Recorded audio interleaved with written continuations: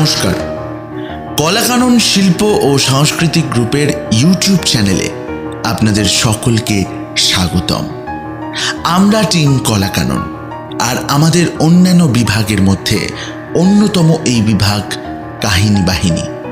রহস্য, রোমাঞ্চ, প্রেম, কৌতুক এবং ভয়ের সাথে জুড়ে থাকুন আমাদের এই কাহিনী বাহিনী সিরিজের সাথে।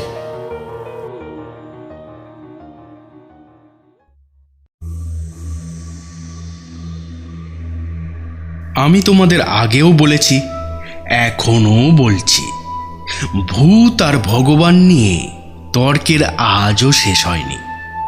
যতদিন মানুষের মনে অনুসন্ধিৎসা থাকবে ততদিন শেষও হবে না। এ বিষয়ে পৃথিবীর বিদ্বান এবং সাধারণ লোক দুটো মত পোষণ করেন। কেউ বলেন বিজ্ঞান ভূতের অস্তিত্ব মানে না, কিন্তু বিজ্ঞান কি শেষ কথা? আমাদের সব প্রশ্নের উত্তর দিতে পারে বিজ্ঞান? আবার কেউ বলেন ভূত নিশ্চয়ই আছে। এমন ঘটনা তোমাদের মধ্যে অনেকেই শুনেছ কিংবা দেখেছ। খ্যাতনামা ডাক্তাররা যে মুমূর্ষু রোগীকে দিনের পর দিন চিকিৎসা করেও সারাতে পারে না, এক সামান্য ফকির রোগীর গায়ে হাত বুলিয়ে কিংবা তার মাথায় একটা রুদ্রাক্ষ ছুঁয়ে তাকে সম্পূর্ণ নিরাময় করে তুলেছে। এতে বোঝা যায় আমাদের লৌকিক জগতের বাইরে আর একটা জগৎ আছে, যেটা ঠিক বিজ্ঞানের নিয়মে চলে না। আজ তোমাদের আমি একটা ভূতের কাহিনী শোনাচ্ছি। এই কাহিনীর সঙ্গে আমি নিজে কিছুটা জড়িত, কাজেই এটা যে নির্ভেজাল সত্যি কাহিনী এই বিষয়ে তোমাদের কাছে আমি হলফ করে বলতে পারি। আমার একজন খুব নিকট আত্মীয়া, নাম আরতি বন্দ্যোপাধ্যায়। MA BEd, কিন্তু ওকালতি করে না। বেসরকারি অফিসের আইন বিভাগের উচ্চপদস্থ অফিসার। থাকতো পাইকপাড়ায় এক বান্ধবীর সঙ্গে একটি ফ্ল্যাট নিয়ে। বান্ধবীটি এক স্কুলের শিক্ষিকা। জীবন দুজনের বেশ ভালোই কাটছিল। ছুটির দিনে সিনেমা এবং আরও অনেক বান্ধবী মিলে বনভোজন অথবা গড়ের মাঠে প্রদর্শনী দেখতে যাওয়া। হঠাৎ আরতির বিয়ে ঠিক হলো। পাত্র উচ্চশিক্ষিত, এক যন্ত্রপাতির কারখানার আধা মালিক। আরতি আমার কাছে এসে দাঁড়ালো। আপনি তো অনেক কিছুর সন্ধান রাখেন, আমাকে একটা বাড়ি খুঁজে দিন। জিজ্ঞাসা করলাম, কি কিনবে? না না, ভাড়া নেব। খুব বড় দরকার নেই, ওই দুজনে থাকবার মতন। একটু যেন ভালো এলাকায় হয়, আর দক্ষিণ কলকাতায় দেখবেন, কারণ ওর কারখানাটা কালীঘাটে। আমি নিজে থাকি বালিগঞ্জে, একেবারে লেকের কাছে। পরদিন থেকেই বাড়ি খোঁজা শুরু করে দিলাম। শুধু নিজে নয়, গোটা দুয়েক দালালকেও লাগিয়ে দিলাম। অনেক বাড়ির সন্ধান এলো, কিছু নিজে, কিছু আরতিকে সঙ্গে নিয়ে বাড়ি দেখতে লাগলাম। আরতি ভারী খুঁতখুঁতে মেয়ে, কোনো বাড়ি তার পছন্দ হলো না। কোনো না কোনো কারণে সব নাকচ করে দিল। 3 মাস ঘোরাঘুরির পর কালীঘাট অঞ্চলে এক বাড়ির সন্ধান মিলল। পার্কের সামনে প্রায় নতুন বাড়ি, সদ্য রং করা হয়েছে। খানতিনেক কামরা, বারান্দা, বাথরুম, আবার ওরই মধ্যে এক ফালি উঠানো আছে। সেই অনুপাতে ভাড়াও খুব বেশি নয়, 220। বাড়ির মালিক পাশের বাড়িতেই থাকেন। এ বাড়ি আরতির পছন্দ হয়ে গেল। শুধু আরতি নয়, আরতির স্বামী আশিসেরও। আর দেরি না করে সেদিনই 2 মাসের ভাড়া আগাম দেওয়া হলো। মাসখানেক পর আরতির বাসায় বেড়াতে গিয়ে খুব ভালো লাগলো। নতুন আসবাবপত্র দিয়ে চমৎকার সাজিয়েছে।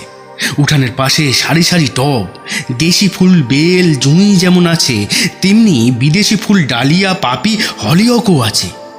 এমন বাসা খুঁজে দেবার জন্য আরতি, আশিস দুজনেই আমাকে বারবার ধন্যবাদ দিল। এরপর অনেক দিন আর আরতির সঙ্গে দেখা হয়নি। অফিসের কাজে দিল্লি যেতে হয়েছিল। সেখানে মাস 3 কাটিয়ে কানপুর, সেখানেও 1 মাসের ওপর লেগে গেল। কলকাতা ফিরলাম প্রায় 5 মাস পর। এক ছুটির দিনে বন্ধুবান্ধব নিয়ে গল্প করছি, আরতি এসে ঢুকলো। প্রথম নজরেই মনে হলো তার চেহারা একটু যেন ম্লান। আরতি ভিতরে চলে গেল। বন্ধুরা বিদায় হতে আমিও ভিতরে গেলাম। দেখলাম আরতি চুপচাপ সোফার উপর বসে আছে। আমাকে দেখে বলল, আপনার সঙ্গে কথা আছে। কি বলো, শরীর টরীর খারাপ নাকি? চেহারাটা যেন কেমন দেখাচ্ছে। আরতি মুখ তুলে বলল, রাত্রে একেবারে ঘুম হচ্ছে না। সে কি, ডাক্তার দেখাও, নইলে শক্ত অসুখে পড়ে যাবে যে। ডাক্তার কিছু করতে পারবে না। তার মানে? মানে বাড়িটা ভালো নয়। সে কি, স্যাঁতস্যাঁতে বা অন্ধকার এমন তো নয়, রোদ বাতাস প্রচুর। সেসব কিছু নয়, অন্য ভয় আছে। মানে আমি ঠিক বুঝতে পারছি না। আরতি কিছুক্ষণ কি ভাবলো, তারপর আস্তে আস্তে বলল, ও বাড়িতে আমরা দুজন ছাড়াও অন্য একজন আছে। অন্য একজন? অন্য একজন আছে? হ্যাঁ, তাকে মাঝে মাঝে গভীর রাতে দেখা যায়। অন্য লোক হলে কথাটা হেসেই উড়িয়ে দিত, শুনতেই চাইতো না। কিন্তু আমি মৃত্যুর পরে আত্মার অস্তিত্বে বিশ্বাসী। আমার স্থির ধারণা, যারা অতৃপ্ত কামনা বাসনা নিয়ে এই পৃথিবী ছেড়ে যেতে বাধ্য হয়, তারা আবার ফিরে আসে। কখনো বায়বীয় মূর্তি, কখনো মানুষের রূপ ধরে ফেলে যাওয়া সংসারের মাঝখানে ঘুরে বেড়ায়। কি ব্যাপার, খুলে বলো তো। বলছি। আরতি কোলের উপর রাখা ভ্যানিটি ব্যাগটা পাশে নামিয়ে রাখলো। সহজ হয়ে বসে বলতে লাগলো, মাস দুয়েক আগে হঠাৎ খুটখাট শব্দে ঘুম ভেঙে গেল। মনে হলো বাইরের ঘরে যেন কার পায়ের আওয়াজ। আশিস পাশেই শুয়েছিল। তার ঘুমের বহর তো জানেনি। বুকের উপর দিয়ে 1 ব্যাটালিয়ন সৈন্য চলে গেলেও তার ঘুম ভাঙবে না। কাজী তাকে ডাকার চেষ্টা না করে নিজেই উঠে পড়লাম। ভীতু এ বদনাম কেউ দিতে পারবে না, বরং সবাই জানে আমি রীতিমতো সাহসী। প্রথমে জানলা দিয়ে দেখলাম, কিছুই দেখা গেল না। কিন্তু খুটখাট শব্দ ঠিক চলতেই লাগলো। মনে হলো গরম পায়ে দিয়ে কে যেন পায়চিরি করছে, অথচ কোনো লোককেই দেখা গেল না। রাতে মাংস রান্না হয়েছিল। হাড়ের টুকরো রান্নাঘরে প্লেটের উপর পড়েছিল। খুব সম্ভবত ইঁদুর সেই হাড়ের টুকরো বাইরের ঘরে নিয়ে এসেছে। কিছুক্ষণ দাঁড়িয়ে থেকে আবার বিছানায় এসে শুয়ে পড়লাম। তখনই ঘুম এলো না। একবার ঘুম ভেঙে গেলে চট করে আমার ঘুম আসে না। এপাশ ওপাশ করতে লাগলাম। পাশের লোকটা অকাতরে নিদ্রা যাচ্ছে। নাক দিয়ে বিচিত্র ধ্বনি বের হচ্ছে। ঘরে হালকা একটা সবুজ রঙের বাতি জ্বলছিল। অন্ধকারে আমি ঘুমোতে পারি না, এ আমার ছেলেবেলার অভ্যেস। হঠাৎ হঠাৎ দেখলাম দীর্ঘ একটা ছায়া আলোকে আড়াল করে এই ঘর থেকে অন্য ঘরে চলে গেল। চমকে উঠে বসলাম। আশিসকে ডেকে বললাম, এই ওঠো ওঠো, ঘরের মধ্যে গিয়ে ঢুকেছি। আশ্চর্য মানুষ, চোখ খুলল না। পাশ ফিরতে ফিরতে বলল, ফিট দিয়ে দাও। ছায়াটা সরে সরে বাইরের দেয়ালে মিশে গেল, আর দেখা গেল না। আমি তখন বিছানার উপর উঠে বসেছি। মনকে বোঝালাম, এই শুধু চোখের ভুল। তা না হলে ছায়া দেখা গেল অথচ মানুষটাকে দেখা গেল না, তা কি হতে পারে? ভূতের কথা ভাবতেও পারিনি, কারণ ভূত আছে এমন অদ্ভুত কথা আমি কোনোদিনই বিশ্বাস করি না। আমি খুব মনোযোগ দিয়ে আরতির কথা শুনছিলাম। এবার বললাম, তারপর? তারপর দিনকুড়ি সব স্বাভাবিক, কোনো গোলমাল নেই। সে রাতে ভয় পেয়েছিলাম ভেবেই হাসি পেত। একেবারে ছেলে মানুষই কাণ্ড। আশিস কারখানার কাজে 3-4 জন্য জামশেদপুর গিয়েছিল। বাড়িতে আমি একলা। মাঝরাতে হঠাৎ ঘুম ভেঙে গেল। এবারে একেবারে স্পষ্ট দেখলাম দীর্ঘ এক হারা চেহারা, খালি গা, কাঁধের উপর ধবধবে সাদা উপবেত, গোঁজাটা ভাঁজ করে সামনে গোঁজা, মাথায় পাকা চুল, দুটো চোখ জবা ফুলের মতো লাল, গালে খোঁচা খোঁচা দাড়ির মধ্যে দিয়ে উঁচু চোয়াল দেখা যাচ্ছে। লোকটির ঊর্ধ্ব দৃষ্টি, হাতে শক্ত একটা দড়ি, উপরের দিকে কি যেন খুঁজছে। সেই মুহূর্তে শরীরের সব রক্ত হিম শীতল হয়ে গেল। দুহাতে বুকটা চেপে ধরেও দ্রুত স্পন্দন কমাতে পারলাম না। মনে হলো তখনই হার্ট ফেল করবে। বিকৃত কণ্ঠে বললাম, কে কে ওখানে? লোকটি ওপর থেকে দৃষ্টি নামিয়ে আমার দিকে দেখল। জ্বলন্ত দৃষ্টি, পলকহীন, সারা গা কাটা দিয়ে উঠল। তখনই মনে হলো লোকটি এই জগতের কেউ নয়, অশরীরী আত্মা। আস্তে আস্তে লোকটি পাশের ঘরে ঢুকে গেল। আমি খাট থেকে নামলাম, কিন্তু তার পিছনে যাবার সাহস হলো না। এই কথাগুলো বলার সময় দেখলাম আরতির চোখ মুখ ভয়ে ফ্যাকাশে হয়ে গেছে। আমি বললাম,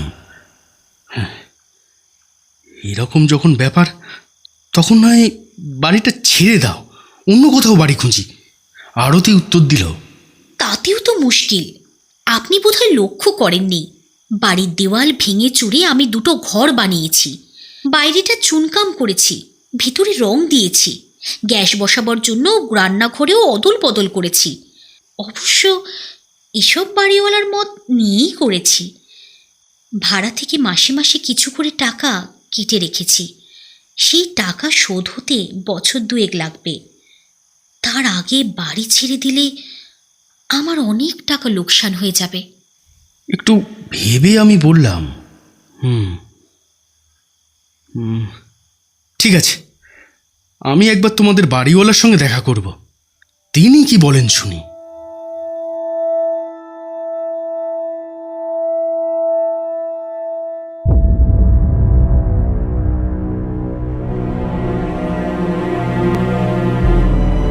শুনছেন কলাকানন গ্রুপের কাহিনী বাহিনীর আজকের নিবেদন। প্রখ্যাত লেখক সাহিত্যিক হরিনারায়ণ চট্টোপাধ্যায়ের লেখা ভূত নেই। এরকম গল্প আরও শুনতে আমাদের চ্যানেলটিকে সাবস্ক্রাইব করুন এবং বেল আইকনটি প্রেস করতে ভুলবেন না।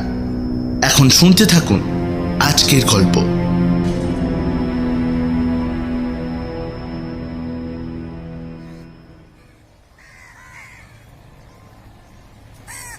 দিন 2 মধ্যেই বাড়িওয়ালার কাছে গিয়ে হাজির হলাম। ঘোরতর কৃষ্ণবর্ণ, বিপুল কায়। কলকাতায় কিছু বাড়ি আছে, কাঠের ব্যবসা। একটা ইজি চেয়ারে বসেছিল। আমাকে দেখে উঠবার চেষ্টা করলো, কিন্তু পারল না। আরে কি খবর আমার কাছে হঠাৎ? আরতির কাছে শোনা সব কিছু বললাম। শেষকালে জিজ্ঞাসা করলাম, ঠিক করে বলুন তো মশাই, ওই বাড়িটার কোনো দোষ আছে নাকি? দোষ? দোষ মানে? মানে কেউ কি ও বাড়িতে অপঘাতে মারা গিয়েছিল? আগের কোনো ভাড়াটে? বাড়িওয়ালা মাথা নাড়ল। না মশাই, এর আগে মাত্র 2 ঘর ভাড়াটে ছিল। অপঘাত তো দূরের কথা, এমনি মৃত্যু কারোর হয়নি। তাছাড়া এই বিজ্ঞানের যুগে মানুষ যখন পাইচারি করার জন্য চাঁদে যাচ্ছে, তখন কি সব ভূত প্রেতের কাহিনী আমদানি করছেন? আর তর্ক করলাম না। অনেক বিষয় আছে তর্ক করে বোঝানো যায় না, স্থূল উদাহরণ দেওয়াই যেখানে সম্ভব নয়। চলে এলাম। তারপর মাস 2 আরতির কোনো খবর নেই। আমিও নিশ্চিন্ত, যাক, অপদেবতার উপদ্রব আর নেই, সব শান্ত। কিন্তু আমার ধারণা ভুল প্রমাণ করে একদিন সকালে আশিস এলো। কুটুরগত চোখ, বিবর্ণ মুখ, ঘোলাটে দৃষ্টি। বললাম, কি হে, শরীর খারাপ নাকি? আরতি আরতি কেমন আছে? আমার কথার উত্তর না দিয়ে আশিস অস্পষ্ট গলায় বলল, একটু জল দিন না। জল শুধু খেলো না, মুখে চোখেও দিল। তারপর বলল,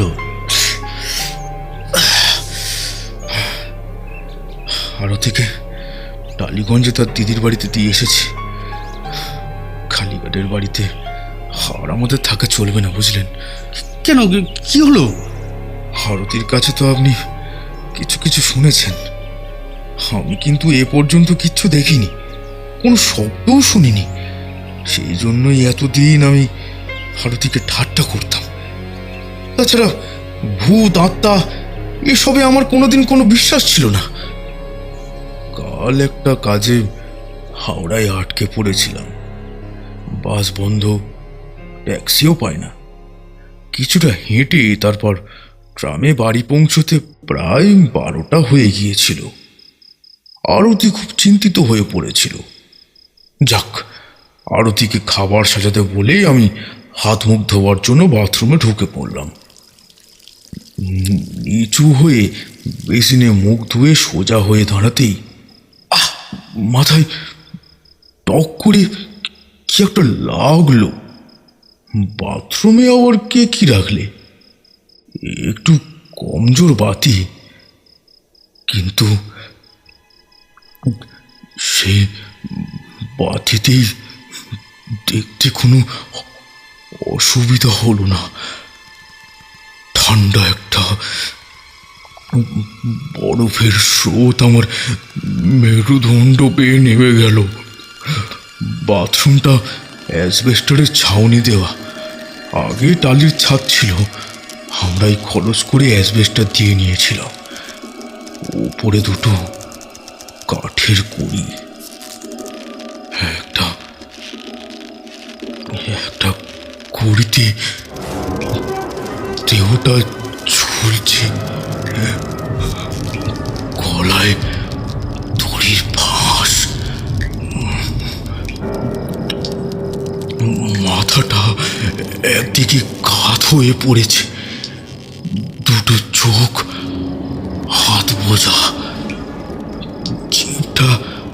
জিভটা অনেকখানি বের হয়ে গেছে।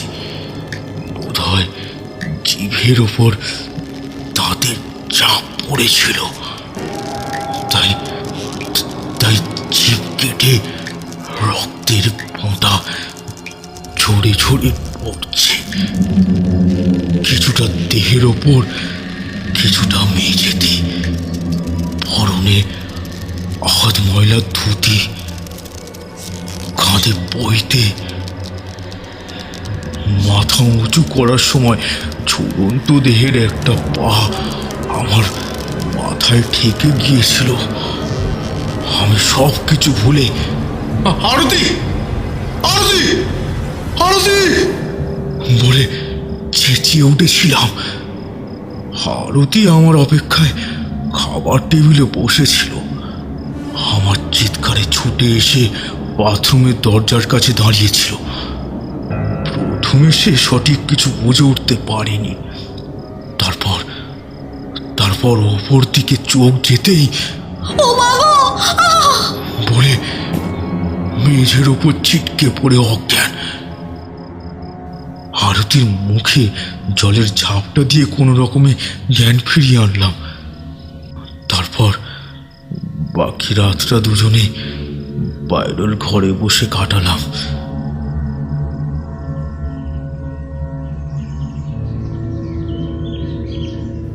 ভোরের আলো ফোটার সঙ্গে সঙ্গে প্রথম ট্রামে উঠে আরতিকে নিয়ে যখন তার দিদির বাড়িতে এলাম, তখন জ্বরে আরতির গা পুড়ে যাচ্ছে, দুটো চোখ গরম চার মতো লাল।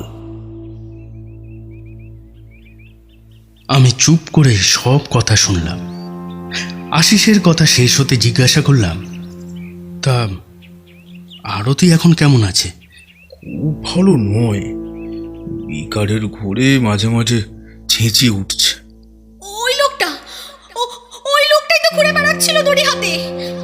আমি এখানে থাকবো না, আমাকে অন্য কোথাও নিয়ে চলো। আরতির জন্য অবশ্য খুব চিন্তা নেই, ভয়টা কেটে গেলেই ঠিক হয়ে যাবে। কিন্তু সব কিছু নিজের চোখে দেখবার দারুণ ইচ্ছা হলো।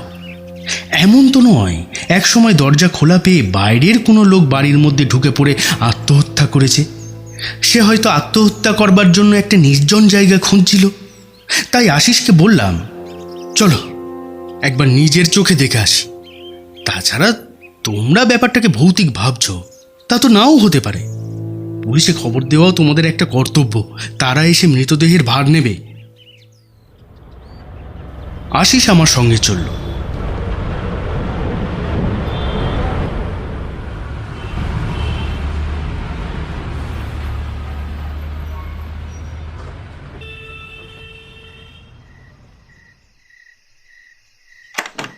তালা খুলে ভিতরে ঢুকলাম। বাথরুমের মধ্যে গিয়ে অবাক হয়ে গেলাম, কোথাও কিছু নেই, সব পরিষ্কার।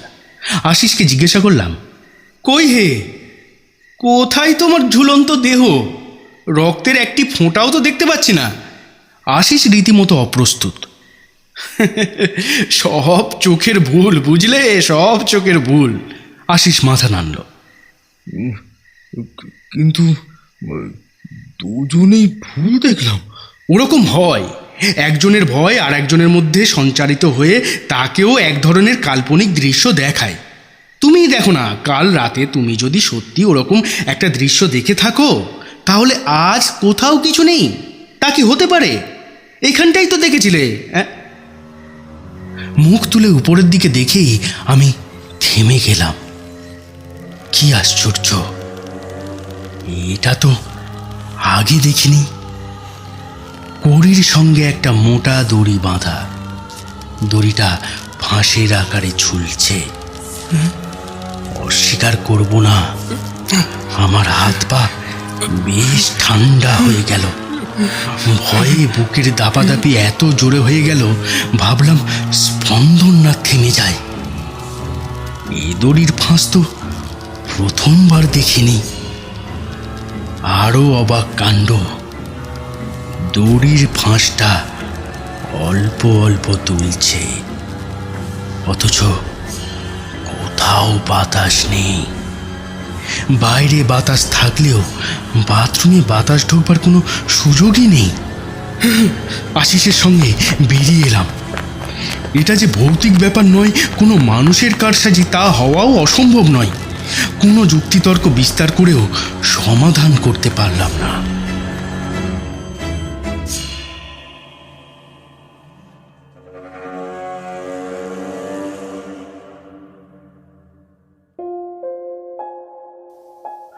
আরতিরা আর ও বাড়িতে ফিরে যায়নি।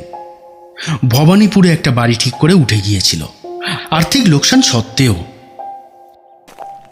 এই ঘটনার প্রায় মাস তিনেক পর এক বিকেলে কালীঘাট পার্ক দিয়ে যাচ্ছি, হঠাৎ আরতির বাড়িওয়ালার সঙ্গে দেখা হয়ে গেল। একটা বেঞ্চে বসে আছে। আমি তার পাশে বসে পড়ে জিজ্ঞাসা করলাম, মশাই, সত্যি কথা বলুন তো, বাড়িটার কী রহস্য? আমার আত্মীয়াটি তো থাকতে পারলো না, পালালো। প্রথমে কিছুতেই বলবে না, অবশেষে আমার পীড়াপিড়িতে বলল, এক বুড়ো ভদ্রলোক ওই বাড়িতে আত্মহত্যা করেছিল, তা প্রায় 10 বছর আগে। পেটে শুল বেদনা ছিল, বাড়ির সবাই নিমন্ত্রণ খেতে বাইরে গিয়েছিল। তখন বাথরুমে পুরো গলায় দড়ি দেয়। তারপর থেকে যে ভাড়াটেই আসে তারাই ভয় পায়, বেশি দিন থাকতে পারে না। গয়ে পিণ্ডদানের ব্যবস্থা করিনি কেন? করার চেষ্টা করেছি মশাই, অনেকবার করেছি, প্রত্যেকবার এক একটা বিপদ। বুড়োর আত্মীয়রা গয়ায় গিয়েছিল পিণ্ড দিতে। 3 দিন ধরে দারুণ ঝড় বৃষ্টি, ধর্মশালা থেকে বেরোতেই পারলো না। আমি নিজে একবার গিয়েছিলাম, ট্রেন থেকে স্টেশনে নামতে গিয়েই পা পিছলে পড়ে 1 মাস হাসপাতালে শয্যাগত। পুরোহিত দিয়ে শান্তি সস্তায়নের আয়োজন করার চেষ্টাও করেছিলাম, সেখানেও বিপত্তি। পুরোহিত আসনে বসবার সঙ্গে সঙ্গেই ছাদ ভেঙে একটা চাঙড় তার মাথায় পড়ল। পুরোহিত জ্ঞান হারিয়ে মেঝের ওপর লুটিয়ে পড়ল। ব্যাস, তারপর থেকেই আর কোনো পুরোহিতই আসতে রাজি হলো না। কি করি বলুন তো? এর উত্তর আমার জানা ছিল না, কাজেই সেদিন বাড়িওয়ালার প্রশ্নের কোনো উত্তরই দিতে পারিনি। একটা কথা শুধু মনে হয়েছে, পৃথিবীর সব অবিশ্বাসী মানুষদের জড়ো করে চিৎকার করে বলি, যাঁরা মনে করেন মৃত্যুর সঙ্গে সঙ্গেই সব কিছু শেষ হয়ে যায়, প্রেতজনী বলে কিছু নেই, তাঁরা কালীঘাট অঞ্চলের এই বাড়িটায় রাত কাটিয়ে যান। বাড়িটা এখনো খালি আছে। ঠিকানা আমার কাছ থেকে সংগ্রহ করে নিয়ে যাবেন। অবশ্য আমি ভালো মন্দ কিছু হয়ে গেলে কোনো কিছুর জন্যই দায়ী থাকব না, এই মর্মে আমাকে একটা লিখিত চুক্তিপত্র দিতে হবে।